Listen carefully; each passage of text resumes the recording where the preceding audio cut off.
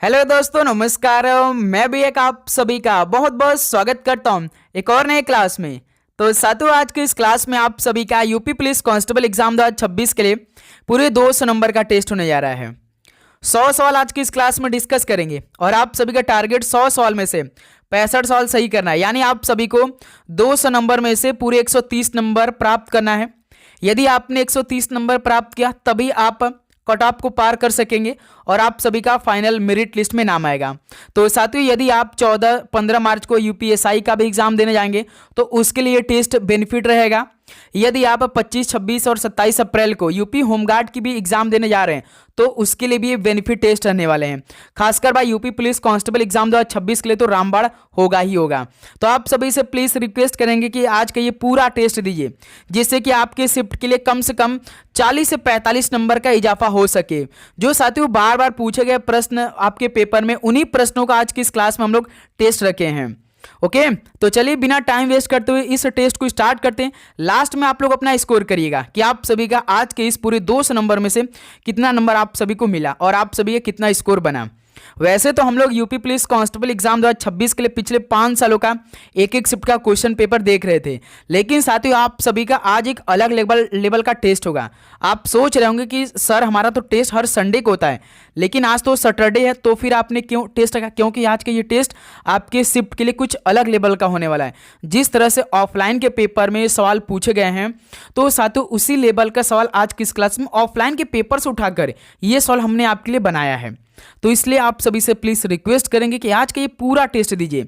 100 सवालों को देखिए, सवालों का लेवल चेक करिए और अपनी तैयारी को चेक करिए कि आप सभी की तैयारी किस लेवल की इस टाइम चल रही है। ओके, तो चलिए क्लास को शुरू करते हैं। लास्ट में आप लोग अपना स्कोर करिएगा। यूपी पुलिस कांस्टेबल एग्जाम 2026 की जो डेली क्लास होती है हमारी, वो सुबह 11 बजे हो रही है, जो कि अपने ग्रुप में तैयारी बहुत ही शानदार तरीके से हो रही है। ओके, तो देखिए आज का पहला प्रश्न आपकी स्क्रीन पर ये रहा। अच्छी तरीके से हर एक क्वेश्चन का जवाब देने का प्रयास करिए, क्योंकि इस पेपर में आप सभी का माइनस मार्किंग नहीं है, इसको भी आप ध्यान रखिए। यानी आप सभी 100 सवालों का जवाब दीजिएगा, चाहे आपसे सही हो चाहे आपसे गलत हो। ठीक है, देखिए तीसरी बौद्ध परिषद किस शहर में आयोजित की गई थी? तीसरी बौद्ध परिषद किस शहर में आयोजित की गई थी? तो ये पाटलिपुत्र में की गई थी। पहले का बी ऑप्शन राइट आंसर है। अगला सवाल को देखिएगा, क्वेश्चन नंबर सेकेंड को, निम्न में से किस भारतीय पर्वत को ब्लू माउंटेन कहा जाता है? किस भारतीय पर्वत को ब्लू माउंटेन कहा जाता है? तो फोंग पियू को यह ब्लू माउंटेन कहा जाता है। डी ऑप्शन राइट आंसर है। अगला सवाल को देखिएगा, क्वेश्चन नंबर थर्ड को, 2001 से लेकर 2011 में किस राज्य ने नकारात्मक जनसंख्या वृद्धि दर्ज की? तो साथियों 2001 से लेकर 2011 में किस राज्य ने नकारात्मक जनसंख्या वृद्धि दर्ज की थी?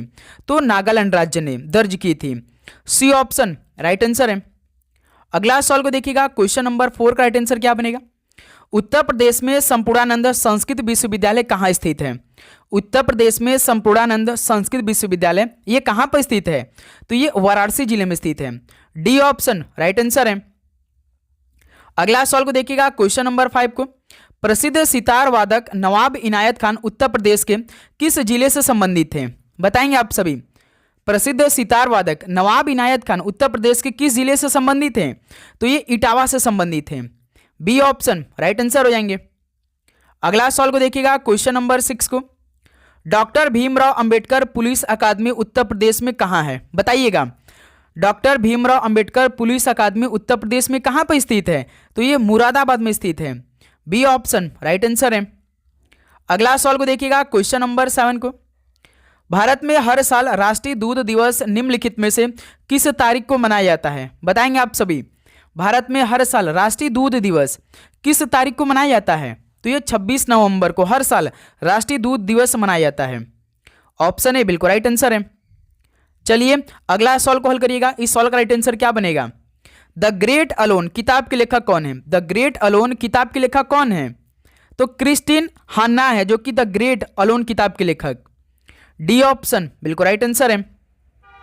अगला सवाल को देखिएगा, क्वेश्चन नंबर 9 को, भारत का मूल रूप संविधान किसके द्वारा हाथ से लिखा गया था? बताइए, भारत का मूल रूप संविधान किसके द्वारा हाथों से लिखा गया था? सभी बताएंगे। तो प्रेम बिहारी नारायण राजादक द्वारा हाथ से लिखा गया था, जो कि भारत का मूल रूप संविधान। सी ऑप्शन राइट आंसर है। ओके, चलिए अगला सवाल कॉल करिएगा, क्वेश्चन नंबर 10 को। तो साथियों आगे बढ़ने से पहले यूपी पुलिस एग्जाम 2026 के लिए प्लस यूपी होमगार्ड एग्जाम 2026 के लिए यदि आप यूपीएसआई का भी एग्जाम देंगे तो ये टेस्ट सीरीज आपके लिए बेनिफिट होने वाला है, क्योंकि भाई इस टाइम आपका ये एक तरह का ऑफर चल रहा है।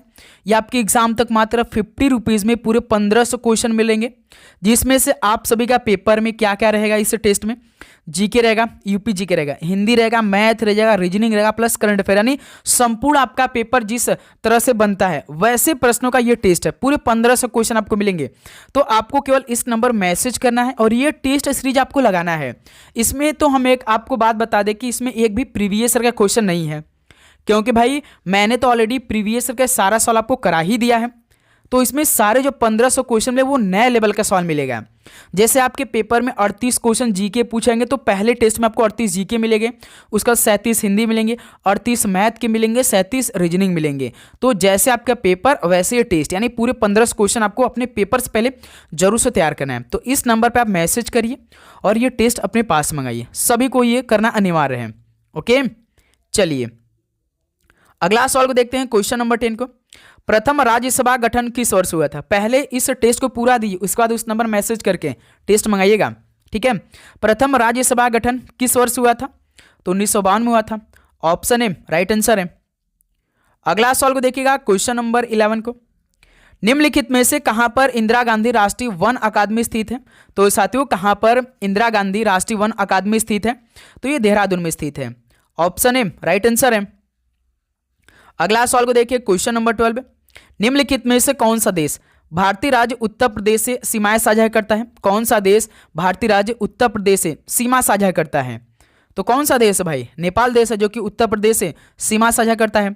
सी ऑप्शन राइट आंसर है। अगला सवाल कॉल करिए, क्वेश्चन नंबर 13।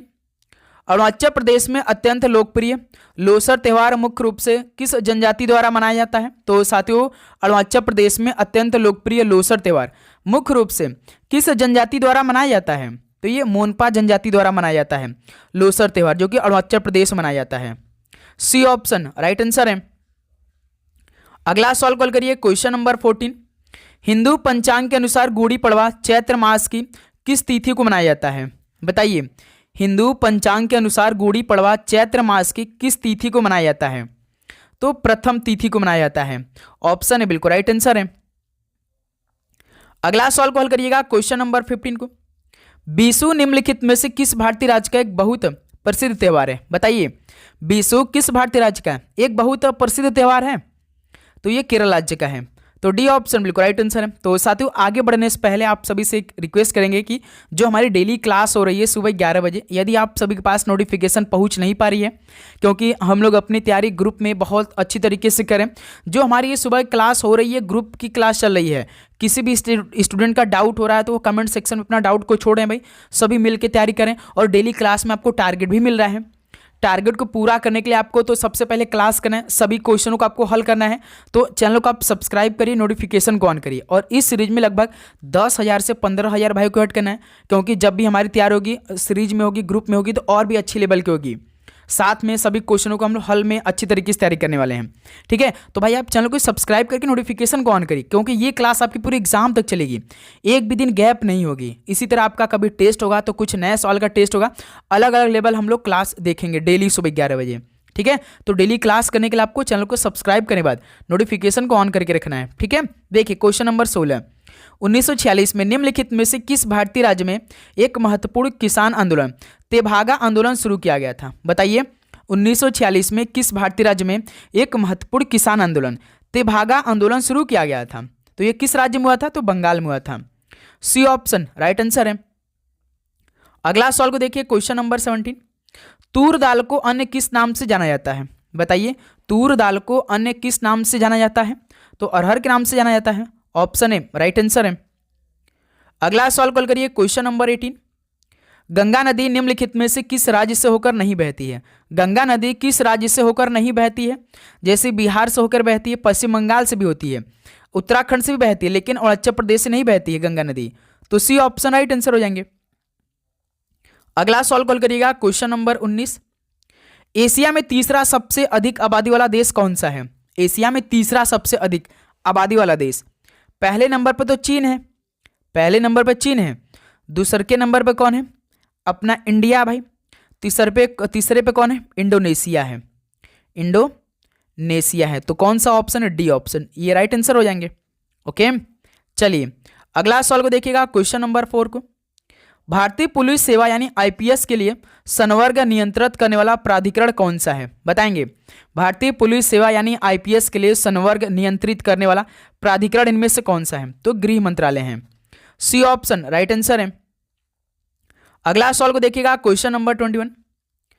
मुरादाबाद किसके कार्य हेतु प्रसिद्ध है और उसने विश्व भर में हस्तकला उद्योग में अपना आला स्थान बनाया है? बताइए, मुरादाबाद किसके कार्य हेतु प्रसिद्ध है और उसने विश्व भर में हस्तकला उद्योग में अपना आला स्थान बनाया है? तो भाई पीतल के कार्य हेतु विश्व भर में हस्तकला उद्योग में अपना पहला स्थान प्राप्त किया भाई मुरादाबाद। ऑप्शन है बिल्कुल राइट आंसर है। अगला सवाल कॉल करिए, क्वेश्चन नंबर 22। उत्तर प्रदेश में लायन सफारी कहाँ बनाया गया है? उत्तर प्रदेश में लायन सफारी कहाँ पर बनाया गया है? तो ये इटावा में बनाया गया है lion safari, D option right answer है। अगला सवाल को देखिएगा, क्वेश्चन नंबर 23। भारतीय मुक्केबाजी एमसी मैरी कॉम द्वारा लिखित आत्मकथा का शीर्षक क्या है? बताइए, जो भारतीय मुक्केबाजी एमसी मैरी कॉम है इनके द्वारा लिखित आत्मकथा है, तो इस आत्मकथा का शीर्षक क्या है? तो अनब्रेकेबल है, बी ऑप्शन बिल्कुल राइट आंसर है। अगला सवाल कॉल करिएगा, क्वेश्चन नंबर 24 का राइट आंसर क्या बनेगा? संविधान सभा का अंतिम सत्र कब आयोजित किया गया था? तो साथियों, संविधान सभा का जो अंतिम सत्र हुआ था वो कब आयोजित किया गया था? तो ये 24 जनवरी 1950 को किया गया था, जो कि बी ऑप्शन बिल्कुल राइट आंसर है। ओके, अगला सवाल कॉल करिए, क्वेश्चन नंबर 25 को। उपराष्ट्रपति अधिकतम कितनी अवधि तक राष्ट्रपति के रूप में कार्य कर सकते हैं भाई? बताएंगे, उपराष्ट्रपति अधिकतम कितनी अवधि तक राष्ट्रपति के रूप में कार्य कर सकते हैं? तो केवल 6 महीने तक भाई, ध्यान रखिएगा, बी ऑप्शन बिल्कुल राइट आंसर है। अगला सवाल कॉल करिए, क्वेश्चन नंबर 26। आर्थिक सहयोग व विकास संगठन यानी ओईसीडी का मुख्यालय कहाँ स्थित है? आर्थिक सहयोग व विकास संगठन यानी ओईसीडी का मुख्यालय कहाँ पर स्थित है? पेरिस में स्थित है, डी ऑप्शन राइट आंसर है। अगला सवाल कॉल करिएगा, क्वेश्चन नंबर 27 को। विश्व में पेट्रोल की कीमतें इससे निर्धारित होती है, यानी जो विश्व में पेट्रोल की कीमतें होती हैं वो किससे निर्धारित होती हैं? बताएंगे आप सभी, तो ओपेक से निर्धारित होती हैं, डी ऑप्शन राइट आंसर है। अगला सवाल कॉल करिए, क्वेश्चन नंबर 28। 38वां राष्ट्रीय खेल 2025 में कहाँ आयोजित किया गया था? बताइए, जो 38वां राष्ट्रीय खेल हुआ था 2025 में, ये कहाँ पर आयोजित किया गया था? तो ये उत्तराखंड में हुआ था, डी ऑप्शन राइट आंसर है। नेक्स्ट अगला सवाल कॉल करिएगा, क्वेश्चन नंबर 29 का राइट आंसर क्या बनेगा? निम्न में से कौन सा त्यौहार उड़ीसा मनाया जाता है? बताइए, इनमें से कौन सा त्यौहार उड़ीसा मनाया जाता है? तो भाई रज पर्व तो हमें दिखाई दे रहा है कि ये त्यौहार उड़ीसा में मनाया जाता है, रज पर्व, जो कि सी ऑप्शन बिल्कुल राइट आंसर है। तो आपको लास्ट में स्कोर करना है कि आप सभी का आज के इस पूरे 200 नंबर में से आप सभी का कितना स्कोर बना, आपका कितना नंबर बन पा रहा है। ओके, ध्यान रखिएगा। क्वेश्चन नंबर 30 का राइट आंसर बताएंगे। साद नोंगक्रेम का 5 दिवसीय उत्सव किस राज्य में मनाया जाता है? साद नोंगक्रेम का 5 दिवसीय उत्सव किस राज्य में मनाया जाता है? तो ये मेघालय राज्य में मनाया जाता है, डी ऑप्शन राइट आंसर है। अगला सवाल कॉल करिए, क्वेश्चन नंबर 31 का राइट आंसर क्या बनेगा? मुआत्सु उत्सव भारत के किस राज्य में मनाया जाता है? मुआत्सु उत्सव भारत के किस राज्य में मनाया जाता है? तो ये नागालैंड राज्य में मनाया जाता है, ऑप्शन है राइट आंसर है। अगला सवाल कॉल करिए, क्वेश्चन नंबर 32। सांची स्तूप का निर्माण किसने करवाया? बताइए, सांची स्तूप का निर्माण किसने करवाया था? तो अशोक ने करवाया था सांची स्तूप का निर्माण, सी ऑप्शन राइट आंसर है। अगला सवाल कॉल करिए, क्वेश्चन नंबर 33। भारतीय इतिहास की कौन सी घटना 1526 में घटित हुई थी? हमने आपको कितनी बार बताया कि 1526 में पानीपत का पहला युद्ध हुआ था, बी ऑप्शन बिल्कुल राइट आंसर हो जाएंगे। पानीपत का तीसरा युद्ध कब हुआ था? 1761 में हुआ था। दूसरा कब हुआ था? 1556 में हुआ था। इसको भी आप ध्यान रखिएगा, तो इस सवाल का बी ऑप्शन राइट आंसर है। अगला सवाल कॉल करिए, क्वेश्चन नंबर 34। भारतीय स्वतंत्रता संग्राम के निम्नलिखित क्रांतिकारियों में से किसे मास्टर दा कहा जाता है? बताइए, ऑफलाइन का सवाल है भाई। भारतीय स्वतंत्रता संग्राम के निम्नलिखित क्रांतिकारियों में से किसे मास्टर दा कहा जाता है? तो भाई सूर्यसेन को मास्टर दा कहा जाता है, बी ऑप्शन राइट आंसर है। अगला सवाल कॉल करिए, क्वेश्चन नंबर 35। शारदा कानून किससे संबंधित है? शारदा कानून किससे संबंधित है? सही बताएंगे, तो ये बाल विवाह संबंधित है, शारदा कानून, बी ऑप्शन राइट आंसर है। अगला सवाल कॉल करिए क्वेश्चन नंबर 36। भारत सरकार द्वारा समर्थित एक बचत खाता योजना है जो कि बालिकाओं के माता पिता के लिए लक्षित है। बताइए वो कौन सा योजना है जो कि भारत सरकार द्वारा समर्थित है, जो कि एक बचत खाता योजना है जो कि बालिकाओं के माता पिता के लक्षित ये योजना है। तो बताइए उस योजना का नाम क्या है? तो सुकन्या समृद्धि योजना है, सी ऑप्शन राइट आंसर है। अगला सवाल कॉल करिएगा क्वेश्चन नंबर 37 का राइट आंसर क्या बनेगा? भारत का सबसे बड़ा गन्ना उत्पादक राज्य कौन सा है? बताइए भारत का सबसे बड़ा गन्ना उत्पादक राज्य कौन सा? पहले नंबर पे कौन है राज्य गन्ना उत्पादन के मामले में? तो उत्तर प्रदेश है, सी ऑप्शन राइट आंसर है। अगला सवाल को देखिए क्वेश्चन नंबर 38 को। भारत के आर्थिक विकास के लिए शहरीकरण किस पंचवर्षीय योजना का उद्देश्य था? भारत के आर्थिक विकास के लिए शहरीकरण किस पंचवर्षीय योजना का उद्देश्य था? तो ये 11वीं पंचवर्षीय योजना का था। ऑप्शन है बिल्कुल परफेक्ट आंसर हो जाएंगे।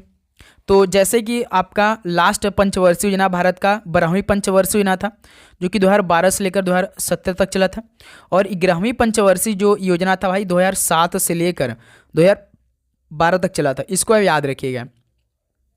ओके, अगला सवाल का राइट आंसर दीजिएगा क्वेश्चन नंबर 39 का। अमीर खुसरो द्वारा रचित कविता छाप तिलक सब छीनी किस भाषा में है? जो अमीर खुसरो द्वारा रचित कविता है छाप तिलक सब छीनी, ये किस भाषा में लिखा गया है? तो ये ब्रज भाषा में है। तो इस तरह से सी ऑप्शन राइट आंसर है। अगला सवाल कॉल करिए क्वेश्चन नंबर 40। 6वीं शताब्दी ईसा पूर्व के दौरान मथुरा के आसपास के क्षेत्र को क्या कहा जाता था? तो साथियों जो 6वीं शताब्दी ईसा पूर्व के दौरान मथुरा के जो आसपास के क्षेत्र हैं इनको क्या कहा जाता था? बताइए। तो इन्हें सूरसेन कहा जाता था, सी ऑप्शन राइट आंसर है। अगला सवाल कॉल करिएगा क्वेश्चन 41 देखिए। इनमें से कौन सा उत्तर प्रदेश का पारंपरिक शिल्प नहीं है? उत्तर प्रदेश का पारंपरिक शिल्प कौन सा नहीं है? जैसे जरदोजी है, चिकनकारी है, संगमरमर जड़ना है, लेकिन कांथा टांकी ये उत्तर प्रदेश का पारंपरिक शिल्प नहीं है। तो ऑप्शन राइट आंसर है। अगला सवाल कॉल करिए क्वेश्चन नंबर 42। 45वें दादा साहेब फाल्के पुरस्कार से सम्मानित व्यक्ति कौन है? बताइए 45वें दादा साहेब फाल्के पुरस्कार से सम्मानित व्यक्ति कौन है भाई? तो गुलजार जी हैं, सी ऑप्शन राइट आंसर है। अगला सवाल कॉल करिए क्वेश्चन नंबर 43। राष्ट्रीय शिक्षा दिवस प्रत्येक वर्ष किस तारीख को मनाया जाता है? राष्ट्रीय शिक्षा दिवस प्रत्येक साल किस डेट को मनाया जाता है?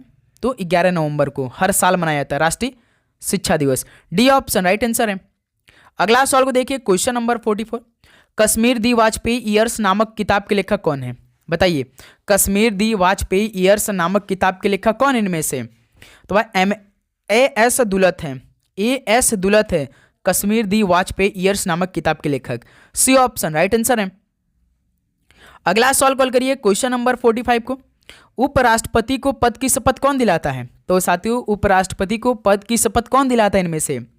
तो भारत के राष्ट्रपति दिलाते हैं, बी ऑप्शन राइट आंसर है। अगला सवाल कॉल करिए क्वेश्चन नंबर 46। उत्तर प्रदेश की कुल आबादी भारत की आबादी का कितने प्रतिशत है? उत्तर प्रदेश की कुल आबादी भारत की आबादी के कितने प्रतिशत है? तो भारत के 16.4% का कुल आबादी जो कि यूपी का है, 16.4 ऑप्शन है बिल्कुल राइट आंसर है। नेक्स्ट अगला सवाल कॉल करिएगा क्वेश्चन नंबर 47। भारत के इनमें से किस राज्य में साजो त्यौहार मनाया जाता है? बताइए भारत के किस राज्य में साजो त्यौहार मनाया जाता है? तो भाई हिमाचल प्रदेश मनाया जाता है साजो त्यौहार, सी ऑप्शन राइट आंसर है। अगला सवाल कॉल करिए क्वेश्चन नंबर 48। पाउल कट किस राज्य में मनाए जाने वाला त्योहारों में से सबसे बड़ा त्यौहार है? तो साथियों जो पाउल कट ये त्यौहार है ये किस राज्य में मनाया जाने वाला सबसे बड़ा त्यौहार है?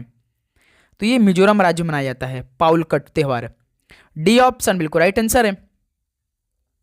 अगला सवाल कॉल करिए क्वेश्चन नंबर 49। हिंदी भाषा की कुल वर्ण लिपियां कितनी हैं? बताइए हिंदी भाषा की कुल वर्ण लिपियां कितनी होती हैं? टोटल भाई 52 है भाई, सी ऑप्शन बिल्कुल राइट आंसर है। अगला सवाल को देखिएगा क्वेश्चन नंबर 50 का राइट आंसर क्या बनेगा? अल्प विराम का प्रयोग इनमें से कहाँ किया जाता है? जो अल्प विराम होता है ऐसे होता है ना, तो इसका प्रयोग कहाँ पे किया जाता है? सेंटेंस में कहाँ किया जाता है? यानी वाक्य के मध्य में जहां बहुत कम ठहराव होता है वहां पे अल्प विराम का प्रयोग किया जाता है, जो कि डी ऑप्शन बिल्कुल राइट आंसर है। ओके, अगला सवाल कॉल करिए क्वेश्चन नंबर 51 को। निम्न में से कौन सी वर्तनी सही है? तो कौतूहल कैसे लिखी जाती है? कौ तू हल ऐसे लिखा था भाई, तो कौन सा ऑप्शन है? सी ऑप्शन बिल्कुल राइट आंसर है। अगला सवाल कॉल करिए क्वेश्चन नंबर 52। निम्नलिखित में से संज्ञा की दृष्टि से असंगत युग्म बताइए कौन सा है? बंदर जातिवाचक भाई, मोटाई भाववाचक है, नेपाल व्यक्तिवाचक है, लेकिन घृणा जो है ना, ये आपका घृणा जैसे कि भाव पैदा होता है, यानी ये भाववाचक संज्ञा है घृणा जो शब्द है। तो यही क्या है हमारा राइट आंसर भी है डी ऑप्शन। अगला सवाल कॉल करिए क्वेश्चन नंबर 53 का राइट आंसर क्या बनेगा? जलेबी में मिठास अधिक है, रेखांकित शब्द का विशेषण बताइए।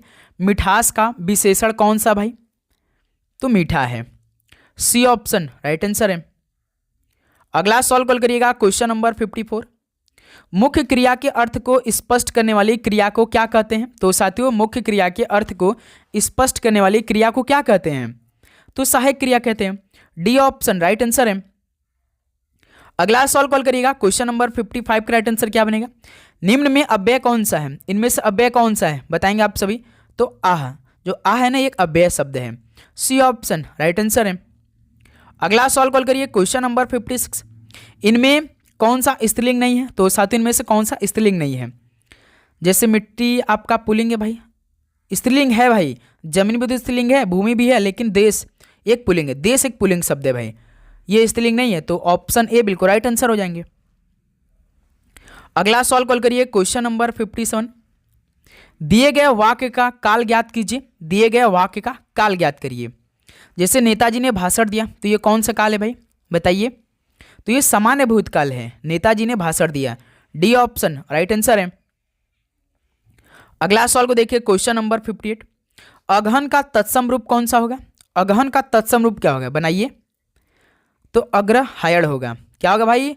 अगहन का तत्सम रूप अग्रहायण होगा, ऑप्शन ए बिल्कुल राइट आंसर है। अगला सवाल कॉल करिएगा क्वेश्चन नंबर 59 को। निष्काम में शब्द में कौन सा उपसर्ग है? निष्काम शब्द में कौन सा उपसर्ग लगा है? तो भाई नि स लगा है, स ये आधा है, ध्यान रखिएगा। तो इस सवाल का बी ऑप्शन बिल्कुल राइट आंसर है।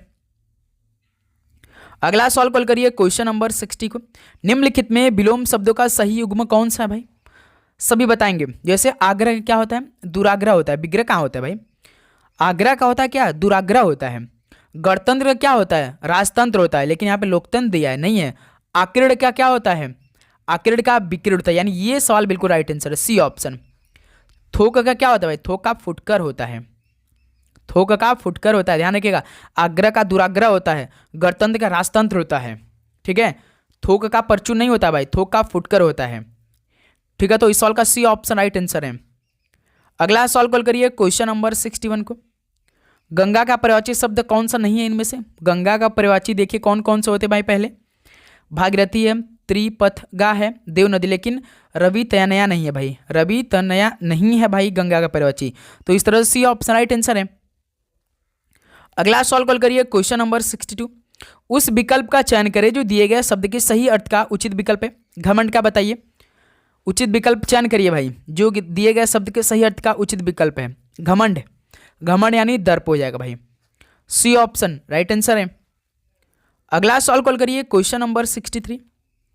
जिनका जन्म पहले हुआ हो इसके लिए इनमें से उपयुक्त शब्द कौन सा होगा? जिनका जन्म पहले हुआ हो इसके लिए उपयुक्त शब्द बताइए। तो अग्रज हो जाएगा भाई, सी ऑप्शन राइट आंसर है। ओके, तो साथियों आपको लास्ट में स्कोर करना है और आपको चैनल को सब्सक्राइब करने के बाद नोटिफिकेशन को जरूर ऑन कर लेना है, क्योंकि जैसे ही क्लास अपलोड होगी तो पहला नोटिफिकेशन आप सभी के पास जाएगी। छाती के बल चलने वाला, इसके लिए एक शब्द क्या होगा? छाती के बल चलने वाला, इसके लिए एक शब्द बनाइए, क्या होगा? तो उरग कहेंगे भाई, ऑप्शन है बिल्कुल राइट आंसर है। अगला सवाल कॉल करिए क्वेश्चन नंबर 65। दीर्घ स्वर संधि का उदाहरण निम्नलिखित में से कौन सा है? कल वाली क्लास आप बिल्कुल भी मिस नहीं करें, क्योंकि डिटेल में अच्छी तरीके से एक एक दिन क्लास चलती है, एक एक दिन आपका डिटेल क्लास चलती है, उसके बाद आपका टेस्ट होता है भाई। लेवल हमारा वही रहेगा जो हम जिससे सिलेक्शन हम पा सके। आपके पास उतना ही टाइम है कि आप इस टाइम को पढ़ के आप एग्जाम को पास कर सके। आप ये मत सोचिए कि आपके पास टाइम बहुत है, बिल्कुल भी नहीं है। कभी भी आपका एग्जाम हो जाएगा। जनवरी का महीना समाप्त होने वाला है और 24 जनवरी हो चुका है। जितने स्टूडेंट अभी तक फॉर्म को अप्लाई नहीं किया है उनके पास केवल 6 दिनों का समय बाकी है, तो सबसे पहले फॉर्म को अप्लाई करिए, ठीक है। दीर्घ स्वर संधि का उदाहरण इनमें से कौन सा है बताइए? तो रामाधार एक दीर्घ स्वर संधि का एग्जाम्पल है, बी ऑप्शन राइट आंसर है। अगला सवाल कॉल करिए क्वेश्चन नंबर 66। पवित्र शब्द का संधि विच्छेद कौन सा होगा? पवित्र शब्द का संधि विच्छेद बनाइए, पो प्लस इत्र होगा भाई। डी ऑप्शन बिल्कुल राइट आंसर है। अगला सवाल कॉल करिए, क्वेश्चन नंबर 67। पश्चिमी हिंदी का विकास किस अपभ्रंश से हुआ है? पश्चिमी हिंदी का विकास किस अपभ्रंश से हुआ है बताइए? तो सौर सेनी अपभ्रंश से हुआ है पश्चिमी हिंदी का विकास, जो कि डी ऑप्शन बिल्कुल राइट आंसर है। अगला सवाल कॉल करिए, क्वेश्चन नंबर 68। परिंदे कहानी निम्न वर्णित में से किस कथाकार की है बताइए? परिंदे किस कथाकार की कहानी है ये? तो ये निर्मल वर्मा की है परिंदे कहानी, सी ऑप्शन राइट आंसर है। अगला सवाल कॉल करिए, क्वेश्चन नंबर 69 का राइट आंसर क्या बनेगा? निम्नलिखित मुहावरे का अर्थ क्या होगा? चक्कर में डालना। इस मुहावरे का अर्थ बताइए क्या बनेगा? तो भाई चकित करना होगा, बी ऑप्शन बिल्कुल राइट आंसर है। अगला सवाल कॉल करिए, क्वेश्चन नंबर 70 को।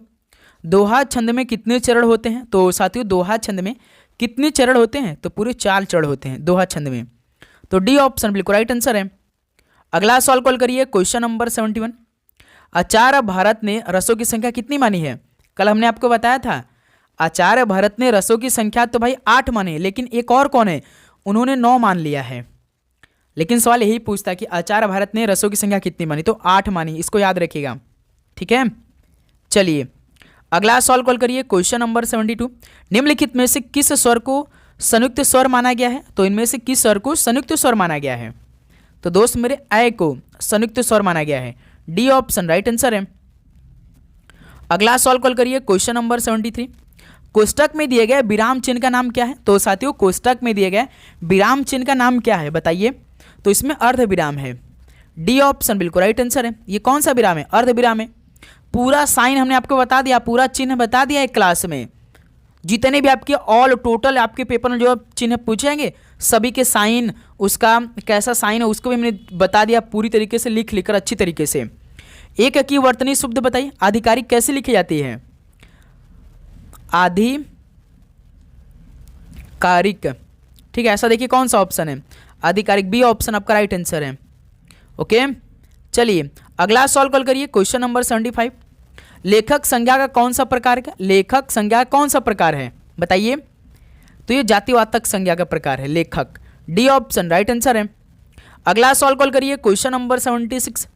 सालों बाद उसका प्रवासी पति लौटा, इस वाक्य में कौन सा शब्द विशेषण है? सालों बाद उसका प्रवासी पति लौटा है, इस वाक्य में कौन सा विशेषण शब्द है? तो इसमें प्रवासी एक विशेषण शब्द है, सी ऑप्शन राइट आंसर है। अगला सवाल को देखिए, क्वेश्चन नंबर 77। मोहन किताब पढ़ता है, इस वाक्य में क्रिया का कौन सा प्रकार है? मोहन किताब पढ़ता है, इसमें क्रिया का कौन सा प्रकार है? कौन सा बताए? तो सकर्मक क्रिया, ये बी ऑप्शन बिल्कुल राइट आंसर है। अगला सवाल को देखिए, क्वेश्चन नंबर 78। मैं वहां होकर आया हूं, वाक्य में अव्यय शब्द कौन सा होगा? मैं वहां होकर आया हूं, इनमें अव्यय शब्द बताइए। तो वहां एक अव्यय शब्द है, बी ऑप्शन राइट आंसर है। अगला सवाल कॉल करिए, क्वेश्चन नंबर 79। राम गया, इस वाक्य में कौन सा काल है? राम गया यानी ये सामान्य भूतकाल है भाई, ऑप्शन है बिल्कुल राइट आंसर है। अगला सवाल को देखिए, क्वेश्चन नंबर 80 को। वह आई हो तो मेरी चिट्ठी उसे दे देना, कौन सा काल है बताइए? वह आई हो तो मेरी चिट्ठी उसे दे देना, इसमें कौन सा काल है? तो दोस्त मेरे इसमें संभाव्य वर्तमान काल है, तो बी ऑप्शन इस सवाल का राइट आंसर है। अगला सवाल कॉल करिए, क्वेश्चन नंबर 81 को। वाच कितने प्रकार के होते हैं? कल डिटेल में बताया था भाई, वाच कितने प्रकार के होते हैं, याद है कल की क्लास? तो पूरे 5 प्रकार के होते हैं, 5 प्रकार के 3 प्रकार के 3 प्रकार के होते हैं, सी ऑप्शन बिल्कुल राइट आंसर है। ओके चलिए अगला सवाल कॉल करिएगा, क्वेश्चन नंबर 82। अज्ञान शब्द का तद्भव रूप कौन सा होगा? तो साथियों अज्ञान शब्द का तद्भव रूप कौन सा होगा? तो अज्ञान का अजान हो जाएगा, बी ऑप्शन बिल्कुल राइट आंसर है। अगला सवाल कॉल करिएगा, क्वेश्चन नंबर 83 को। अल्पायु में कौन सा प्रत्यय है? तो साथियों अल्पायु में कौन सा प्रत्यय है? तो इसमें आयु जो कि प्रत्यय है अल्पायु में, सी ऑप्शन बिल्कुल राइट आंसर है। अगला सवाल कॉल करिएगा, क्वेश्चन नंबर 84। निम्नलिखित विकल्पों में से चंचरिक शब्द का पर्यायवाची चुनिए, इन विकल्पों में से चंचरिक शब्द का पर्यायवाची बताइए कौन सा होगा?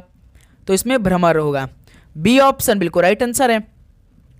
अगला सवाल कॉल करिएगा, क्वेश्चन नंबर 85 का राइट आंसर क्या बनेगा? यातुधान का पर्यायवाची शब्द बताइए। या तो उदाहरण मतलब जानते हैं, निशिचर हो जाएगा। तो डी ऑप्शन बिल्कुल राइट आंसर है। अगला सवाल कॉल करिए भाई क्वेश्चन नंबर 86 को। जो पीने योग्य नहीं हो इस वाक्यांश के लिए सही शब्द कौन सा होगा? जो पीने योग्य नहीं हो इस वाक्यांश के लिए सही शब्द कौन सा बनेगा? तो इसके लिए अपेय हो जाएगा भाई। सी ऑप्शन बिल्कुल राइट आंसर हो जाएंगे भाई। लास्ट में स्कोर आप जरूर करिएगा, क्योंकि आप सभी का हम कमेंट चेक करते हैं कि आज के इस टेस्ट में कितने लोग का स्कोर बना, क्योंकि उसी की अपेक्षा भाई हमें टेस्ट तैयार करना होता है, ठीक है, क्योंकि आपका अधिक से अधिक स्कोर बने। पर प्लस उपकार की संधि क्या होगा? पर प्लस उपकार यानी परोपकार हो जाएगा भाई। परोपकार कहाँ लिखा? सी ऑप्शन इस सवाल का राइट आंसर हो जाएंगे। ओके, ध्यान रखिएगा, इंपॉर्टेंस वाले आपके एग्जाम के लिए। चलिए अगला सवाल कॉल करिए क्वेश्चन नंबर 88। आमरण में कौन सा समास है भाई? आमरण में कौन सा समास लगा है? तो इसमें अव्ययीभाव समास लगा है आमरण में। बी ऑप्शन राइट आंसर है। अगला सवाल कॉल करिए क्वेश्चन नंबर 89। पंच परमेश्वर किस रचनाकर की प्रथम कहानी मानी जाती है? तो साथियों पंच परमेश्वर किस रचनाकर की प्रथम कहानी मानी जाती है? तो ये मुंशी प्रेमचंद की प्रथम कहानी मानी जाती है पंच परमेश्वर। बी ऑप्शन राइट आंसर है। अगला सवाल को देखिए क्वेश्चन नंबर 90 को। जहां जड़ पर चेतन का आरोप हो वहां कौन सा अलंकार होता है? जहां जड़ पर चेतन का आरोप हो वहां पे कौन सा अलंकार होगा? तो वहां पे मानवीकरण अलंकार होता है। डी ऑप्शन राइट आंसर है। अगला सवाल कॉल करिए क्वेश्चन नंबर 91 का राइट आंसर क्या बनेगा? विभवांतर को मापने के लिए किस यंत्र का प्रयोग किया जाता है? विभवांतर यानी पोटेंशियल डिफरेंस को मापने के लिए किस यंत्र का प्रयोग किया जाता है? तो वोल्टमीटर का प्रयोग किया जाता है। डी ऑप्शन राइट आंसर है। अगला सवाल कॉल करिए क्वेश्चन नंबर 92। 2011 की जनगणना के अनुसार निम्नलिखित में से किस केंद्र शासित प्रदेश में जनसंख्या वृद्धि सबसे अधिक थी? तो साथियों 2011 की जनगणना के अनुसार किस केंद्र शासित प्रदेश में जनसंख्या वृद्धि सबसे अधिक थी? तो ये दमन और दीव में थी। डी ऑप्शन राइट आंसर है। अगला सवाल कॉल करिए क्वेश्चन नंबर 93 को। उत्तर प्रदेश के एका आंदोलन के नेता कौन थे? उत्तर प्रदेश के एका आंदोलन के नेता कौन थे भाई? मदारी पासी थे एका आंदोलन के नेता। ऑप्शन सी बिल्कुल राइट आंसर है। अगला सवाल कॉल करिए क्वेश्चन नंबर 94। डेनमार्क की आधिकारिक मुद्रा क्या है? डेनमार्क की आधिकारिक मुद्रा क्या है बताइए? तो क्रोन होती है भाई डेनमार्क की आधिकारिक मुद्रा, जो कि डी ऑप्शन राइट आंसर है।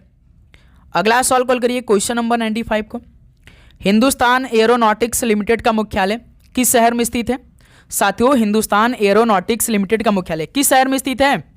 तो ये बेंगलुरु में स्थित है, जो कि बी ऑप्शन राइट आंसर है। अगला सवाल कॉल करिए क्वेश्चन नंबर 96। भूटान के साथ भारत की सीमा रेखा की लंबाई कितनी है? भूटान के साथ भारत की सीमा रेखा की लंबाई कितने किलोमीटर की है? दोस्त मेरे याद रखिएगा 699 किलोमीटर की है। डी ऑप्शन राइट आंसर है। अगला सवाल कॉल करिए क्वेश्चन नंबर 97। निम्नलिखित में से कौन सा दरार सिंधु नदी द्वारा निर्मित है?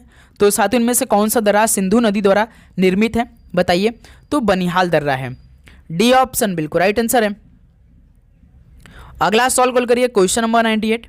निम्नलिखित में से किस देश के संसद भवन का निर्माण भारत द्वारा किया गया था? तो साथियों किस देश के संसद भवन का निर्माण भारत द्वारा किया गया था? तो अफगानिस्तान के। बी ऑप्शन बिल्कुल राइट आंसर है। अगला सवाल कॉल करिए क्वेश्चन नंबर 99 को। श्रीलंका की वाणिज्यिक राजधानी कहाँ है? श्रीलंका की वाणिज्यिक राजधानी कौन सी भाई? कोलंबो है। बी ऑप्शन राइट आंसर है। चलिए भाई, तो आज के इस पूरे 200 नंबर का आखिरी टेस्ट, विक्टोरिया मेमोरियल कहाँ स्थित है? विक्टोरिया मेमोरियल ये तो कोलकाता शहर में स्थित है। सी ऑप्शन राइट आंसर है। तो साथियों फाइनली पूरे 100 सवाल कंप्लीट हो चुका। अब बताइए कि आप सभी का क्या आपने 65 सवाल सही किया? आपने 130 नंबर अचीव किया? कट ऑफ को अपने पार किया कि नहीं? सभी बताएंगे भाई। तो उम्मीद करूंगा आपको हर एक क्वेश्चन बहुत ही शानदार तरीके से समझ में आया होगा। यदि आपको किसी भी प्रश्न पे डाउट है तो कमेंट सेक्शन में जरूर बताइएगा भाई। डाउट लेकर आपको नहीं चलना है, ओके। और आपको चैनल को सब्सक्राइब करके नोटिफिकेशन को जरूर ऑन करना है। लगातार आप सभी के बीच क्लास आएगी, यहाँ से आप अपनी तैयारी को बहुत शानदार रखिएगा भाई। कल आप सभी फिर से टेस्ट होगा, कल पूरे पेपर का टेस्ट होगा, तैयार रहिएगा, ठीक है। तो क्लास अपलोड हो तो पहला नोटिफिकेशन आप सभी के पास जाए, तो इसलिए कहते हैं कि नोटिफिकेशन ऑन करके रखिए। और यहाँ से डेली क्लास करिए सुबह 11 बजे। तो आप सभी को जय हिंद, जय भारत। पढ़ाई करते रहिए। All the very best. धन्यवाद।